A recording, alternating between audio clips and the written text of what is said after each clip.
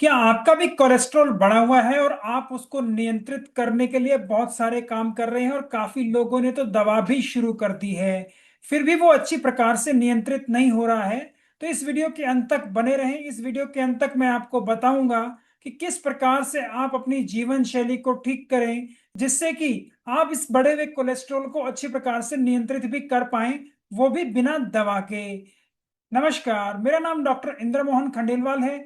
मैं एक रेडियोलॉजिस्ट और लाइफस्टाइल ट्रांसफॉर्मेशन कोच हूं और स्वस्थ्यंस के इस वीडियो में आपका हार्दिक स्वागत है। और स्वस्थ्यंस का उद्देश्य है कि कैसे हम कामकाजी व्यक्तियों की मदद कर उनको और स्वस्थ और बेहतर कर सकते हैं, कम से कम दवाओं के साथ, जैसा कि ज्यादातर लोग अपने लिए कर भी पा रहे हैं स्वस्थ्यंस कम्युनिटी में स्वास्थ्य संतुलन सिस्टम को अपनाकर। तो चलिए अब चलते हैं अपनी आज की लर्निंग की ओर। कोलेस्ट्रॉल की समस्या काफी लोगों में आजकल देखने को मिलती है और जिसके लिए ज्यादातर लोगों को दवा भी स्टार्ट करनी पड़ती है।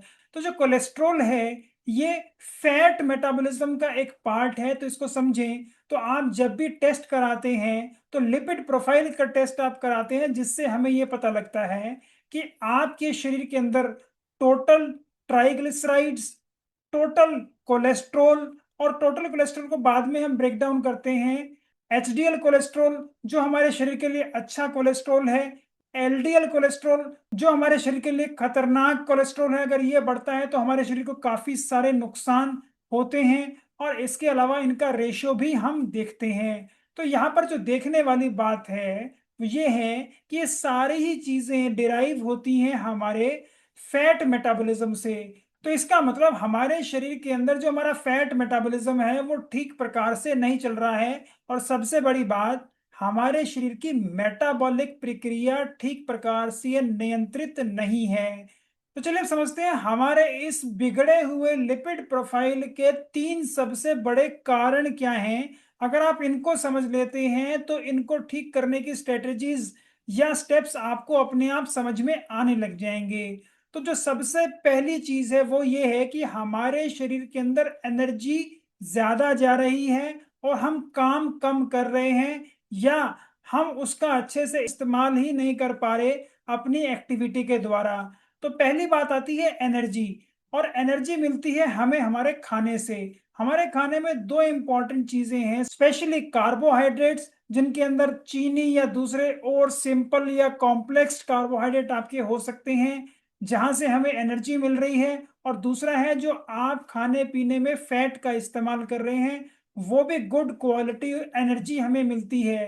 तो हमारे शरीर में होता क्या है, जब भी आप खाना खाते हैं उससे ये एनर्जी हमारे शरीर को मिलती है।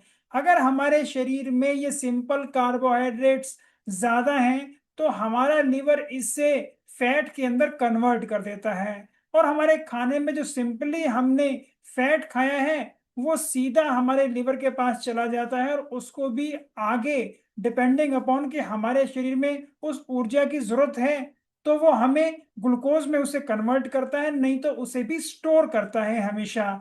तो यहाँ पर यह समझने की जरूरत है कि हम जो खाना खा रहे हैं उसकी वजह से हमारे लिपिड प्रोफाइल में बदलाव आया है और हमारी जो दिनचर्या है जो कि अभी एक्टिव नहीं है उसकी वजह से ये बदलाव हो रहा है।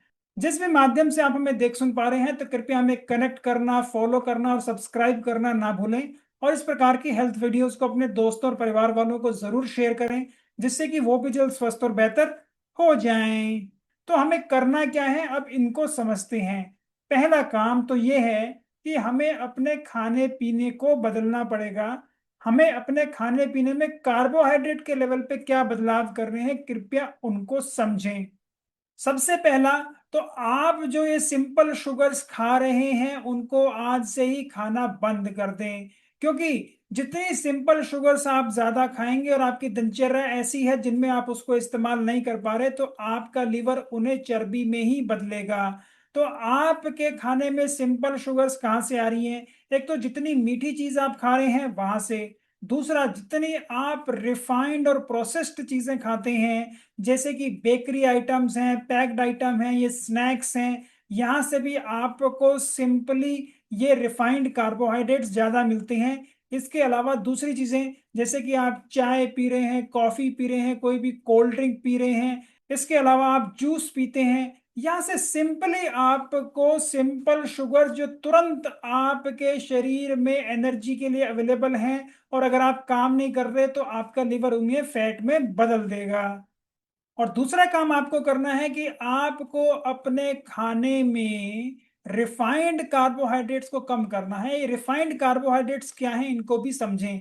रिफाइंड कार्बोहाइड्रेट्स हैं जैसे कि आपकी मैदा, जिसके अंदर बिल्कुल भी ब्रेन नहीं है। इसके अलावा जो आप आटा खा रहे हैं जिसमें से आप उसका ब्रेन निकाल देते हैं, जिसको लोग चोकर भी कहते हैं, तो यहाँ से क्या होता है कि आपके खाने में आपको बहुत ही कम फाइबर मिलता है, और आपको यहाँ से शुगर और सिंपल कार्बोहाइड्रेट ज्यादा मात्रा में मिलते हैं। तो अपने खाने में मैदा से बनी हुई चीजें, और आप जो ये आटा खा रहे हैं इसको अगर छान कर खा रहे हैं तो इसको आज से ही छानना बंद कर दीजिए, ये आपको करना है। तो मैदा से बनी हुई जितनी भी चीजें आप खा रहे हैं, चाहे वो नूडल्स खा रहे हैं या आप कोई भी तली हुई चीजें खा रहे हैं, तो सारी चीजें आपको नुकसान पहुंचाएंगी, और यहाँ पे रिफाइंड कार्बोहाइड्रेट ज्यादा होते हैं। दूसरी एक और इम्पॉर्टेंट चीज है आपके खाने में जहां से आपको रिफाइंड कार्बोहाइड्रेट ज्यादा मिलते हैं, वो है सिंपल राइस। जो आप ये सिंपल राइस खा रहे हैं पका हुआ, इसके अंदर केवल और केवल कार्बोहाइड्रेट्स हैं। तो कृपया इसको भी आपको सीमित करना है, तभी आप अपने इस कोलेस्ट्रॉल को नियंत्रित कर पाएंगे। तीसरा इंपॉर्टेंट काम जो आपका कोलेस्ट्रॉल नियंत्रण में आपको फायदा देगा वो ये है कि आपको अपने डेली खाने पीने में जो भी आप चीजें ले रहे हैं, आप चपाती खा रहे हैं, चावल खा रहे हैं, पराठा खा रहे हैं, इसमें आपको क्या करना है देखिए। क्योंकि अब आपका शरीर आपको बता रहा है कि आपको इनकी ज्यादा जरूरत नहीं है, तो आपको पहले हफ्ते में ऐसा करना है कि आप उसको सिर्फ 25% अपनी थाली में से कम कर दें। जैसे कि अगर आप कोई खाना खा रहे हैं उसमें 3 चपाती खा रहे हैं, तो बेहतर रहेगा कि एक चपाती को वहां से निकाल दें। या आप 2 पराठे खाते हैं तो आप देखें कैसे आप सिर्फ 1.5 पराठा ही खाते हैं। आप अगर 2 चावल चम्मच खा रहे हैं तो आप कोशिश करें कि 1.5 चावल चम्मच खाएं। तो ये थोड़ा सा पोर्शन जो आप निकाल देते हैं, इससे आपका धीरे धीरे एक तो आपका ये जो फ्री शुगर ज्यादा मिल रही है बॉडी को, सिंपल कार्बोहाइड्रेट मिल रहे हैं वो कम होंगे। दूसरा, आपके शरीर को भी धीरे धीरे इस कम एनर्जी की आदत पड़ेगी जो कि अभी आप बहुत ज्यादा ले रहे हैं। यहाँ पर भी आपको भूख ना लगे इसके लिए बेहतर रहेगा कि आप खाना खाने से पहले एक बेहतर प्रकार का ग्रीन सैलेड जरूर खाएं, जिसमें 3 से 5 प्रकार की डिफरेंट चीजें हों, जिससे आपके स्वास्थ्य को भी फायदा होगा, आपके शरीर को अच्छी प्रकार का पोषण भी मिलेगा, और अब आपको ये बार बार भूख भी नहीं लगेगी। और आने वाले समय में ये कोशिश करें कैसे आप इनको और कम कर सकते हैं, नियंत्रित कर सकते हैं, और नेचुरल चीजों को अपने खाने में शामिल कर सकते हैं। चौथा काम जो आपको अपने लिए करना है वो ये है कि आप देखें कि दिन में बिल्कुल भी स्नैक्स ना खाएं, और अपने खाने को सिर्फ 3 बार खाएं। अपनी मील्स टाइम को फिक्स कर लें, तो यहां से भी आपको जबरदस्त फायदा होगा, क्योंकि जितने भी आप स्नैक्स खाते हैं उनके अंदर भी ज्यादातर फैट या रिफाइंड कार्बोहाइड्रेट्स की मात्रा ज्यादा होती है। और यहाँ पर जो आप डिनर कर रहे हैं तो कोशिश करें वो सबसे हल्का खाना हो आपके पूरे दिन का, जिससे कि आपकी नींद भी बढ़िया रहे और आपकी पाचन क्रिया भी बेहतर रहे। तो ये तो हुई बात आपके कार्बोहाइड्रेट के लिए। अब समझते हैं कैसे आप अपने खाने में फैट को भी नियंत्रित करें, क्योंकि ज्यादा मात्रा में फैट लेंगे तो वो भी आपके शरीर में फैट बढ़ाएगा। फैट को बंद करने की जरूरत नहीं है, लेकिन उसको नियंत्रित करने की बहुत ही ज्यादा जरूरत है, क्योंकि हमारे खाने में काफी सारे फैट सॉल्युबल विटामिन होते हैं, जिनको हमारा शरीर तभी एब्जॉर्ब कर सकता है जब हमारे खाने में फैट होगा। तो पहला काम जो आपको करना है वो ये है कि अगर आप अपने खाने पीने में ऊपर से अलग से घी या मक्खन डालकर खा रहे हैं, तो कृपया उसे अब बंद कर दें या बहुत ही कम लें। या हम कह सकते हैं कि महीने में एक आधी बार लें कि आप अपना वो शौक भी पूरा कर लें, लेकिन उसको डेली खाने की आदत से कृपया निकाल दें। दूसरा काम आपको करना है कि आपका जो खाना बन रहा है, आप खुद बना रहे हैं या आपकी वाइफ बना रही है या आपके सर्वेंट्स बनाते हैं, तो कृपया उनको बोलें, बताएं, समझाएं कि खाना बनाने के अंदर अब वो कम से कम फैट का इस्तेमाल करें। क्योंकि ज्यादातर लोग खाना बनाने के अंदर ही बहुत ज्यादा घी, मक्खन, तेल का इस्तेमाल करते हैं, और खाना बनने के बाद भी ऊपर से क्रीम वगैरह भी डालते हैं, जिससे कि उनका खाना दिखने में और खाने में बहुत ज्यादा स्वाद तो हो जाता है, लेकिन उसके अंदर फैट की मात्रा बहुत ज्यादा बढ़ जाती है।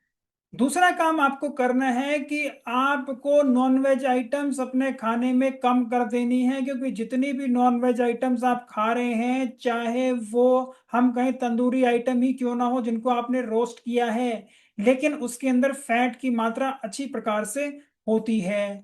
तो जब आप इसको लिमिट करेंगे तो ऐसा करने से आपके शरीर को बाहरी रूप से कम फैट मिलेगा, जिससे कि वो अंदर के फैट मेटाबॉलिज्म को अच्छी प्रकार से नियंत्रित कर पाए। तीसरा काम जो आपको करना है वो ये है कि तली हुई चीजों को भी आपको अपने खाने पीने में काफी कम कर देना है। इनको बंद कर देंगे तो बहुत ही बेहतर रहेगा। और इनके बाद फिर हमें एक काम करना चाहिए अपनी एक्सरसाइजेस पर, जिनको नियंत्रित करके हम अपने शरीर को और बेहतर कर सकते हैं। क्योंकि एक्सरसाइज एक ऐसा माध्यम है जिससे हमारे शरीर से एनर्जी निकलती है या एनर्जी खर्च होती है। तो जितना बेहतरीन प्रकार से आप अपने शरीर को एक्सरसाइज कराएंगे, उतना आपकी सेहत बेहतर होगी और आपके शरीर के अंदर जो ये एक्सेस एनर्जी है वो निकल पाएगी, और आपके खून के अंदर जो ये एक्सेस कोलेस्ट्रॉल या फैट या ट्राइग्लिसराइड्स घूम रहे हैं, इनका अब इस्तेमाल आपका शरीर करेगा, जिससे कि आपके खून के अंदर अब ये घटने लग जाएंगे। तो आपको क्या करना है कि डेली बेसिस में 20 से 30 मिनट अच्छी प्रकार से एक्सरसाइज जरूर करनी है। तो जो भी आपको अच्छा लगता है कीजिए, घूमिए फिरिए भागिए दौड़िए। आपको स्विमिंग अच्छी लगती है स्विमिंग कीजिए, साइकिलिंग कीजिए, लेकिन आपको किसी ना किसी प्रकार की एक्टिविटी करनी है। दूसरा, आप जो इम्पोर्टेंट काम अपनी एक्टिविटी करते हुए ही कर सकते हैं जिससे कि आपको फायदा ज्यादा हो, वो ये है कि एक्सरसाइज करते हुए या कोई भी काम करते हुए बीच बीच में आपको उस काम को अच्छी प्रकार से तेज गति से करना है, जिसको कि हम हाई इंटेंसिटी इंटरमिटेंट ट्रेनिंग भी कहते हैं। ऐसा करने से आपके फायदे बढ़ जाएंगे।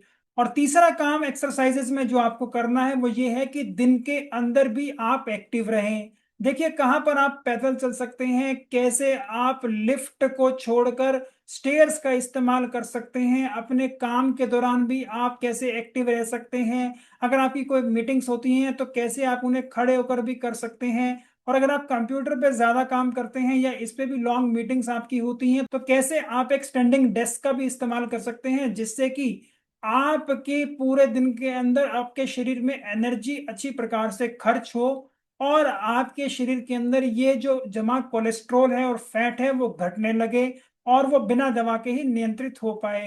ये सारे काम करने के अलावा एक ऐसा काम है जो कि बहुत ही ज्यादा महत्वपूर्ण है, जिसमें आपको कुछ भी नहीं करना, कोई अलग से काम नहीं करना, लेकिन उसका ध्यान रखना है। वो ये है कि आपको नींद अच्छी प्रकार से लेनी है। क्योंकि जितनी अच्छी प्रकार से आप 7 से 8 घंटे की नींद लेते हैं, उतना आपके शरीर में तनाव कम होता है, आपके शरीर अच्छी प्रकार से काम करता है, और ये सोते सोते ही आपका शरीर अच्छी प्रकार से आपके जो बढ़े हुए फैट्स हैं उनको इस्तेमाल करता है एनर्जी के लिए, और इस वक्त आपको भूख भी नहीं लगती।